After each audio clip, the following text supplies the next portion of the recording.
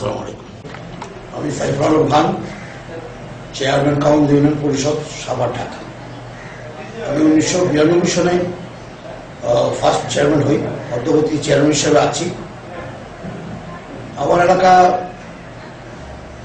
ঢাকা জেলা সাভার থানা কাউন্সিল ইউনিয়নটি মিরপুরের অত্যন্ত নিকটে। এই ইউনিয়নের চারিদিকে নদী দ্বারা, এই নদী পানি এক সময় আমাদের এলাকার মানুষ গোসল করতো, বিভিন্ন কাজে ব্যবহার করত। বর্তমানে এই নদী পানি এমন অবস্থা হয়েছে যে এই পানি ব্যবহার করতে দূরের কথা, গরু ছাগলকে গোসল করানো যায় না। এটা একটা বিরাট সমস্যা। এবং আমার এই এলাকায় যদি একটি ব্রিজ করা হতো তাহলে আমরা ঢাকা শহরের সাথে এক হয়ে যেতাম। আমরা বাংলাদেশের বিভিন্ন গ্রামগঞ্জে ব্রিজ হয়েছে, অথচ আমাদের এলাকার তদবিরের অভাবে আমাদের সেই ব্রিজটি হচ্ছে না। যদি ব্রিজটা হতো তাহলে আমাদের এলাকার মানুষ অনেক উপকার হতো, কারণ আমাদের এলাকার মধ্যে পার হয় তো ঢাকায় যে খবর হতো। এই ব্রিজটি যদি আমার এলাকা হতো তাহলে অন্তত মিনিমাম 1 লক্ষ লোক উপকৃত হবে এবং মানুষের যাতায়াতে বা আবহাওয়া থেকে অনেক কিছু হবে। একটি রোগী যদি কোনো হাড়ের রোগী, তাকে নদী পার হয়ে নিতে নিতে দেখা যায় মারা যায়। যদি বৃষ্টি হতো তাহলে আমরা অনায়াসে তাদেরকে ঢাকা শহরে যে কোনো হাসপাতালে নিয়ে যেতে পারতাম। রাত্রেবেলা আমাদের অনেক সমস্যা হয়ে যায়। এই বৃষ্টি অত্যন্ত প্রয়োজন। আজকে সাভারে যে ঘটনা গার্মেন্টস দোষে, আমার মনে হয় যে গার্মেন্টসের শ্রমিক এবং মালিক উভয়কে মিলে এই শিল্পটাকে বাঁচিয়ে রাখতে হবে। কারণ এই গার্মেন্টস একসময় আমাদের দেশে ছিল না, আজকে আমাদের দেশে এসেছে, আমাদের অর্থনীতির বিরাট উপকার হচ্ছে। কোনো কারণে যদি এই গার্মেন্টসগুলি আমাদের দেশ থেকে চলে যায় তাহলে এই শ্রমিকরা কি করবে? এই জন্য উভয় মিলে এই গার্মেন্টসগুলিকে রক্ষা করা দরকার। আর আমাদের দেশে যে গার্মেন্টসগুলো হচ্ছে সেই গার্মেন্টসগুলো প্রায় দেখা যায় আগুন লেগে যায়। গার্মেন্টসগুলো হবে গার্মেন্টসের মতন, যাদের যেখানে গার্মেন্টস বিল্ডিং হলে গার্মেন্টস করা যাবে না, গার্মেন্টসের জন্য আলাদা পদ্ধতিতে বিল্ডিং করতে হবে। সেখানে কোনো অ্যাক্সিডেন্ট ঘটলে যাতে মানুষ তাড়াতাড়ি দ্রুত বের হতে পারে। এবং এই গার্মেন্টসগুলি আজকে আমাদের সাভারে বিভিন্ন জায়গায় দেখা যায় যে জলাশয় ছিল, সেগুলিকে বালু দিয়ে ভরাট করে একটি বিল্ডিং করে ফেললেই সেখানে গার্মেন্টস ভাড়া নিয়ে যায়। তো এইগুলি আসলে ঠিক না। গার্মেন্টস যারা ভাড়া নেবে তারা দেখতে হবে যে বিল্ডিংটা ইঞ্জিনিয়ার দ্বারা পরীক্ষাকৃত কিনা, পরীক্ষা হয়েছে কিনা, সেখানে বাইরে হয়েছে কিনা, বিল্ডিং গার্মেন্টস করা উপযুক্ত কিনা, সেটা দেখে ভাড়া নেওয়া উচিত আমার মনে হয়। আর যদি মানুষ না নেয়, সরকার থেকে এটা তদারকি করা উচিত যে এই গার্মেন্টসগুলি ঠিক মতো করা হচ্ছে কিনা। এগুলি যদি করা হয় তাহলে পর্যাপ্ত যদি আগুন নিবানের যন্ত্রপাতিও থাকে এবং সেখানে যদি মানুষ বেরোতে পারে তাহলে অনেক মানুষ রক্ষা পাবে। ইদানিং আগে দেখা গেছে যে গার্মেন্টসে ঢোকা মানে যে ক্যান্টনমেন্টের মতো তালা মারে থাকতো, কিন্তু বর্তমানে সরকারের কারণে এখন গার্মেন্টস তালা মারা হয় না, এর উপরে রাখা হয়। কিন্তু উপরে রাখা হলেও সেখানে পর্যাপ্ত যন্ত্রপাতি নেই যে আগুন নিবানের জন্য।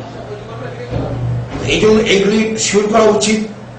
তাহলে যদি আমাদের দেশে শিল্প ঠিক থাকে এবং মালিক শ্রমিক উভয় মিলে একসাথে মতামত করে কিভাবে আমরা এই শিল্পকে বাঁচিয়ে রাখা যায় সেটা চেষ্টা করা উচিত আমি মনে করি। এই সাভারের বিল্ডিং ধসে পড়ার পর আমাদের গণপ্রজাতন্ত্রী বাংলাদেশ সরকার প্রধানমন্ত্রী যেভাবে এটাকে ব্যবহার করেছে, যেভাবে খোঁজখবর নিয়েছে, আমি নিজে ওখানে গিয়ে দেখেছি যে আমাদের ঢাকা জেলা প্রশাসক এর উদ্যোগে এবং ঢাকা বিভাগীয় কমিশনার সর্বক্ষণই সেখানে ছিল এবং মাননীয় প্রধানমন্ত্রী বারবার খবর নিচ্ছে এবং সেনাবাহিনী, আনসার, বিডিআর, পুলিশ এবং সাধারণ পাবলিক যেভাবে এটাকে সাহায্য করেছে এই উদ্ধার করার জন্য, আমার দিকে অবাক হয়েছে যে রাস্তাঘাটে পানি শরবত যে যা পারছে নিয়ে দাঁড়িয়ে আছে এই লোকদের খাওয়ানোর জন্য। এবং যে পরিমাণ সাহায্য গিয়েছে আমাদের দেশে, এটা ইতিহাসে মানে একটা মাইলফলক হয়ে থাকবে আমাদের দেশে। এবং আমার এলাকার লোকজনকে দেখেছি যে এটা সাহায্য করার জন্য তারা গিয়েছে। আমার এলাকার অনেক লোকজন গিয়েছে, আমি বারবার গিয়েছি ওখানে, দেখেছি যে মানুষ কিভাবে মানুষের জন্য যে বিপদের সময় জাগে আসছে। আমার মনে এটা আমাদের দেশের এই ধরনের কোনো বিপদ হলে যে দল মত নির্বিশেষে সবাই ঝাঁপিয়ে ওঠা উচিত। কারণ নির্দিষ্ট তো আমাদের এদেশের মানুষগুলি আমাদের। তাই এদেশের কোনো বিপদ আসলে সবাই সেটা দল ভুলে গিয়ে আমাদের কাজ করা উচিত। এবং মাননীয় প্রধানমন্ত্রী যে কাজটি করেছে, যেভাবে করেছে, আমি মাননীয় প্রধানমন্ত্রীকে ধন্যবাদ জানাই। আমি আমার এলাকায় চেয়ারম্যান হিসেবে আছি। আমি মনে করি যে আমি চেয়ারম্যান হতে চাই না, কিন্তু আমার জনগণ তাদের প্রয়োজনে আমাকে চেয়ারম্যান বানায়। তাই আপনারা দেখবেন বাংলাদেশে বিভিন্ন ইউনিয়নের নির্বাচন আসলে লক্ষ লক্ষ টাকা খরচ করে, এবং আমি যে তোবার চেয়ারম্যান হচ্ছি আমার 1 টাকা খরচ হয় না। এটা আমার জনগণ খরচ করে, তারা এই সব কিছু করে, আমি কোনো টাকা পয়সা খরচ করি না। কারণ আমার বক্তব্য হলো যে আমি জনগণের কাছ থেকে কিছু নিব না, আমি জনগণকে কিছু দিব না। আমার উন্নয়ন আমি যতটুকু করার সরকার কাছ থেকে আমি করবো, কিন্তু আমি জনগণের কাছ থেকে কোনো টাকা খাই না, আমি জনগণের কাছ থেকে কোনো টাকা দিই না।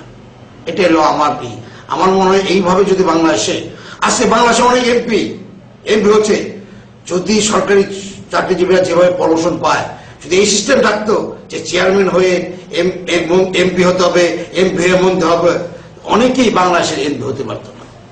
এটা আমার বিশ্বাস। আমি আমার এলাকার জনগণের সুস্বাস্থ্য কামনা করি, পাশাপাশি সারা বাংলাদেশের জনগণ সুস্বাস্থ্য কামনা করি। গার্মেন্টসের যত ভাইরা আছে, শ্রমিক ভাইরা আছে, তাদেরও সুস্বাস্থ্য কামনা করি।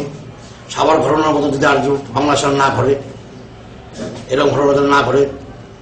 যারা বিল্ডিং করে, যে সমস্ত বিল্ডিংয়ের মালিক রাস্তায় বিপদে পড়েছে, আগামীতে কেউ যেন এরকম বিল্ডিং না করে, বিল্ডিং করে বিপদে না পড়ে, তাদের সুকামনা করি। মাননীয় প্রধানমন্ত্রীর কাছে আমার অনুরোধ, উনি যদি আমার এলাকার এই বৃষ্টি করে দেয়, আমার এলাকার জনগণ, লক্ষ লক্ষ জনগণ উপকৃত হবে। আমি মাননীয় প্রধানমন্ত্রীর কাছে আমাদের জনগণ সারা জীবন কৃতজ্ঞতা। আসসালামু আলাইকুম।